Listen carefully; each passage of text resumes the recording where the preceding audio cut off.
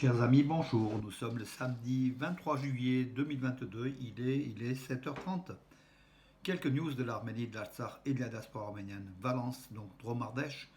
Le C24, le comité du 24 avril Dromardèche, l'organe représentatif de la communauté arménienne de Valence et de la région, a hier, dans un communiqué de presse, dénoncé donc l'accord gazier de l'UE, l'Union européenne, avec l'Azerbaïdjan, un État voyou non fréquentable selon le C24.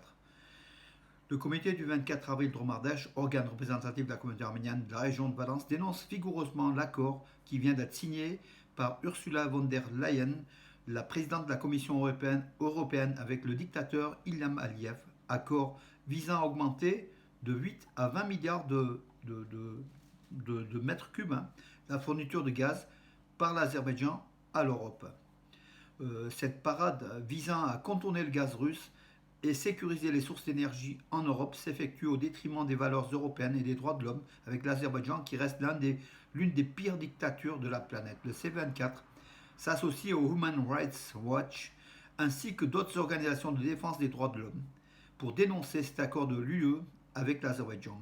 Un pays sans aucune liberté d'expression des individus et de la presse, faisant taire par tous les moyens ses opposants, qui détient des centaines de prisonniers politiques ainsi que près d'une centaine de soldats arméniens emprisonnés depuis et après la guerre de 44 jours en Artsakh. Ainsi, l'Azerbaïdjan qui a agressé et envahi l'Artsakh, le Haut-Karabakh, en s'attaquant aux civils et effectuant des crimes de guerre, tout tant à l'encontre des soldats et combattants arméniens que de la population arménienne de l'Artsakh, est aujourd'hui un État criminel que l'Europe côtoie. Une Europe qui prétexte le droit pour justifier son immobilisme et sans neutralité meurtrière lors de la guerre de l'Artsakh. Cette phrase est à revoir, mes amis. Donc voilà. Alors une Europe qui prétexta les droits pour justifier son immobilisme, bien sûr. Les droits de l'Azerbaïdjan et l'intangibilité des frontières, sans doute. Une Europe qui a perdu toute notion d'éthique et de morale. L'Azerbaïdjan qui écrase sa dissidence. Enfin bon, après je ne vais pas vous lire tout le communiqué, mes amis. En tout cas, le C24, le comité du 24 avril, est l'une des rares, je vais dire même peut-être des seules organisations arméniennes en France qui s'érigent, qui dénoncent cette signature donc, de l'accord gazier entre l'Europe et l'État voyou d'Azerbaïdjan. Voilà.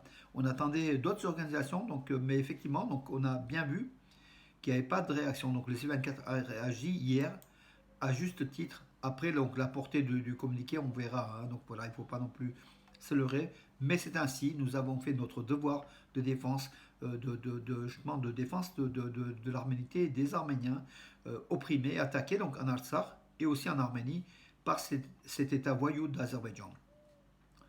L'autre affaire du jour, donc en fait hier, Yerevan, donc le cabinet du Premier ministre Nicole Pachinian, a expliqué les raisons de l'expulsion de Mourad Papazian, Mourad Frank Papazian, le co-président du CCAF et surtout donc le membre du bureau mondial de la FRA opposé à Pachinian.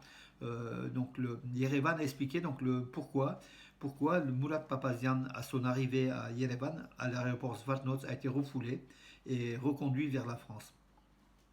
Alors, au dire, donc en fait, c'était le 13 juillet. L'explication donc d'Erevan. En fait, Yerevan justifie ce fait-là. Cette personne affirme, cette personne est l'un des organisateurs de l'attaque du convoi de la délégation gouvernementale conduite par le Premier ministre devant l'ambassade d'Arménie en France le 1er juin de l'année dernière. Divers objets ont été jetés en direction du convoi. Le véhicule transportant le drapeau national du Premier ministre arménien a été attaqué et ce n'est que grâce aux efforts de la police et des forces de sécurité françaises que la situation a pu être maîtrisée. Voilà donc le motif de cette affaire-là. Bien sûr, de son côté, Franck Mourad Papazian a réagi en disant que c'est de l'affabulation et qu'il n'était pour rien dans cette attaque du véhicule du Premier ministre arménien portant le drapeau arménien.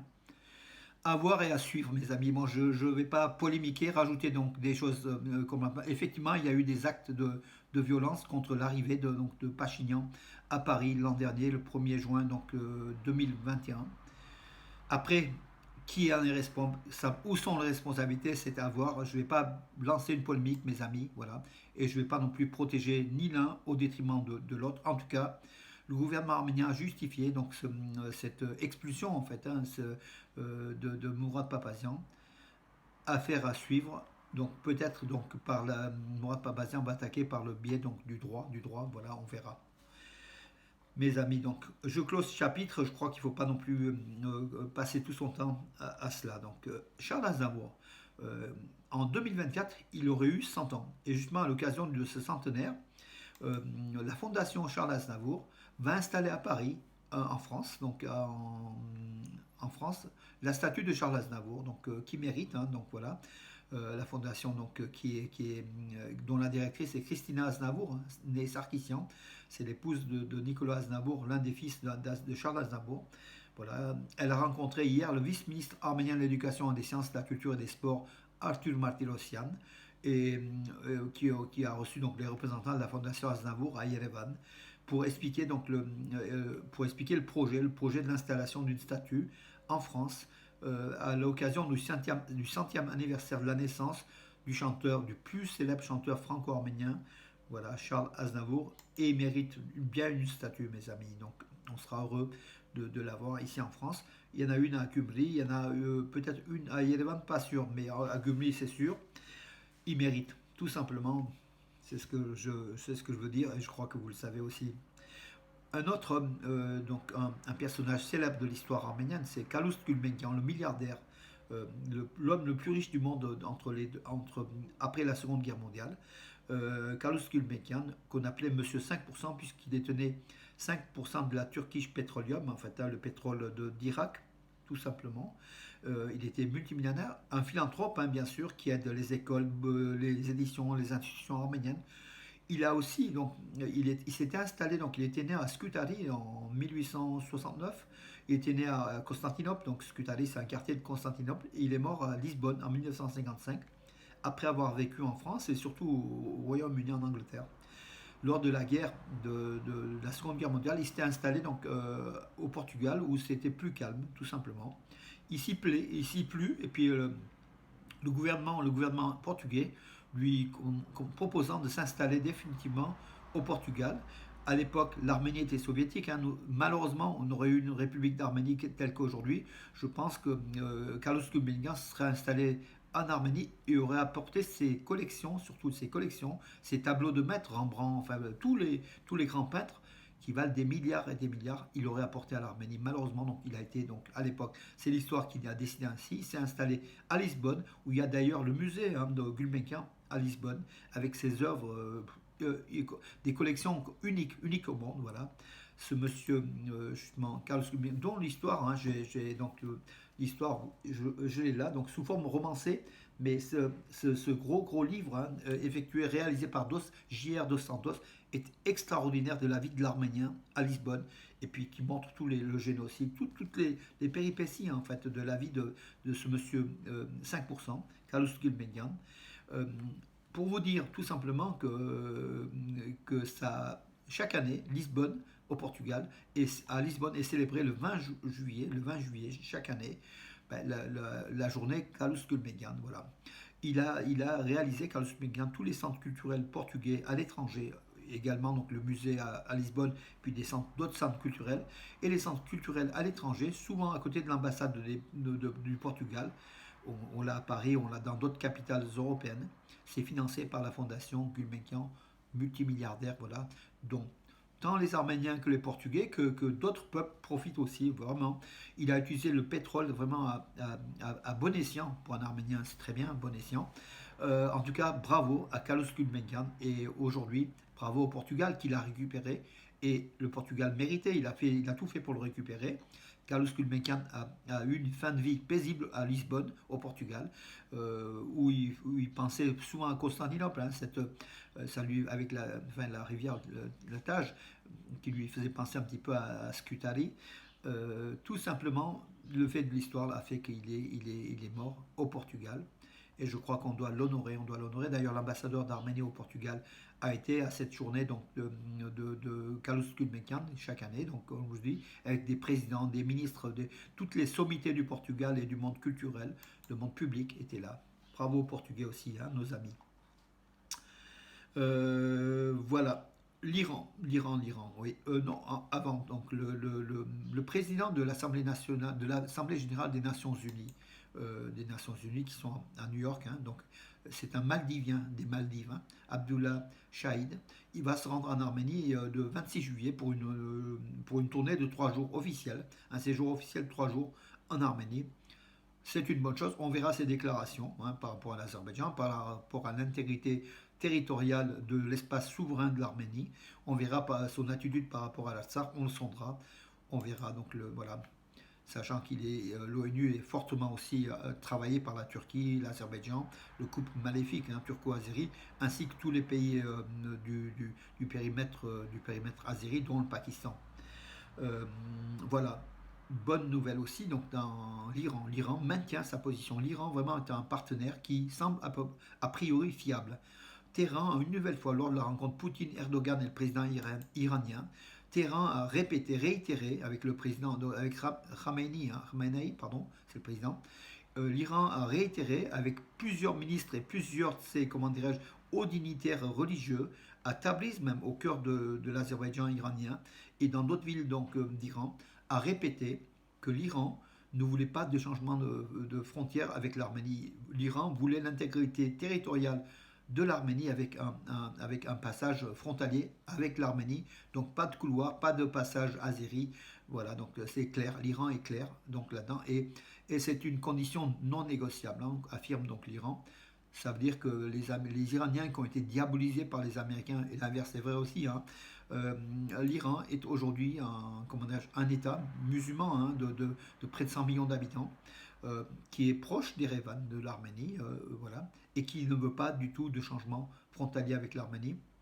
Sans doute au regard de ces 13 à 15 millions d'Azéris qui peuplent le nord-ouest de l'Iran, avec Tabriz pour capitale.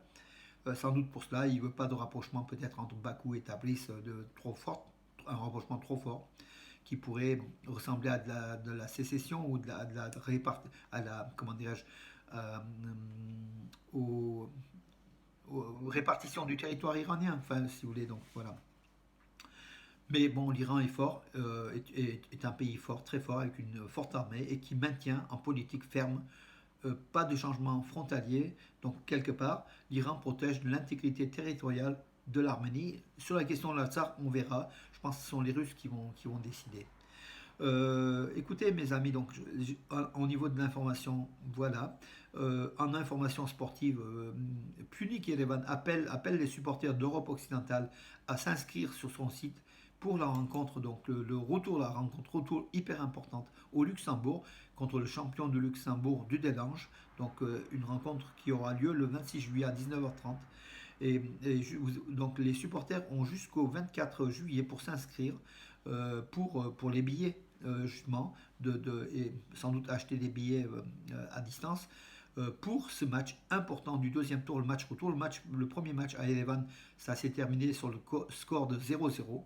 Donc tout est encore jouable, tout est jouable. Pardon, 0-0 ou 1-0. Là, il faudrait que je revoie parce qu'il y a eu tellement de matchs ces derniers temps. Tout est jouable. Punic peut se qualifier contre du Delange, voilà, tout simplement, et se qualifier pour le troisième tour de la ligue oui, de la ligue de. Mes amis, je suis fatigué ce matin encore une fois, donc pourtant j'étais en forme tout à l'heure, mais je me suis levé à 4h30, donc j'ai déjà ma demi-journée qui est derrière moi. Alors, oui, la Ligue des Champions, bien sûr. Voilà, on espère que notre club champion d'Arménie, Punic, qui veut dire renaissance, l'oiseau mythique qui renaît de ses cendres à chaque fois, comme le peuple arménien, puisse gagner contre le champion de Luxembourg et se qualifier pour le troisième tour. Après, il y a les phases de poule, c'est encore plus intéressant. Et puis bon, elle a quand même gagné, bon là elle a perdu au tournoi de Palerme, l'Arméno-Russe, la superbe Arméno-Russe, hein, c'est une superbe tennisiste. Elena Avanesian a été éliminée en huitième de finale, voilà, donc bon, c'est déjà pas mal. Elle est 126e, 29e, 129e mondiale, Elina Avanesian, sous les couleurs de la Russie, bien sûr. C'est une jeune arméno-russe, hein, voilà. On la verra, on la verra régulièrement, voilà. Donc, je pense sur les cours de tennis. Et puis il y a une Kasparian aussi, hein, qui est une championne qu'on verra, je pense, plus souvent. Euh, et puis l'autre arméno-russe, dont euh, Garen Khachanov. En ce moment, je suis en train d'oublier les noms, mes amis. Est-ce que je suis fatigué? euh, Garen Khachanov, au tournoi de Hambourg, il est qualifié pour les quarts de finale, donc très très bien. Par contre, il lui est arrivé, il a été dévalisé, hein, donc bon, il y a des gens qui sont occupés un petit peu de sa petite fortune. Ouais, c'est mauvais, bon, je rigole, mais voilà, ça arrive pas mal de sportifs, hein, pendant qu'ils sont sur les courts de tennis ou les terrains de football. Donc il y a des informations qui passent et puis des bandes de malfrats qui agissent. Voilà.